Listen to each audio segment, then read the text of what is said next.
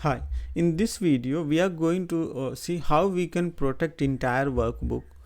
So the file protection is different here. File you will be giving the password or something to restrict the access, like files cannot be open, and if you want to open, then it required the password. But here what we are going to do is we have to like this structure at all, like we were doing to protect it, we were doing the sheet protection, we were doing the protect sheet, and we were doing, and sheet protection and workbook protection is similar, but only one challenge is there. When we come to the workbook means collection of all Excel. So this file, I have 3 files, right? 3 sheets are available here. If I am protecting here, what are the cell is sheet got selected here, this will be only protected. So I am doing, let me do this one. I protect this one 1 2 3 and hit OK. Again 1 2 3 password it is asking to reconfirm. Now if I click anything here, it is allowed, it is not allowing, but if I click here, it is allowing, and then it is allowing.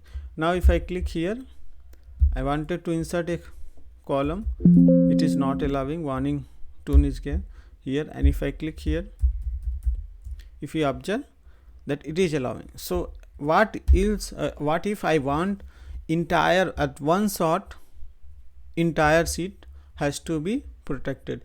Here we can do one by one, but if we have a lot of sheets, right, in that time it become very hard. So what we can do is, let me unhide to avoid confusion here later part.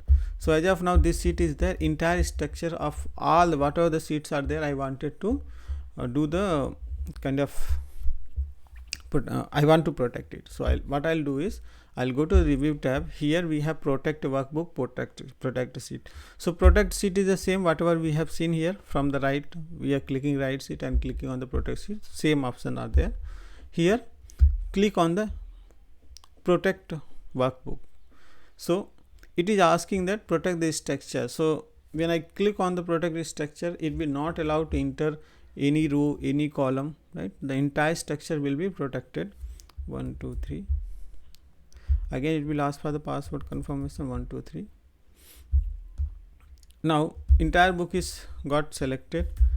If I clicking anything, I have some data, and so once I click on the protect workbook, if you see, if I'm going to click here, all this insert, delete, rename sheet, right, it got highlighted. I cannot rename it.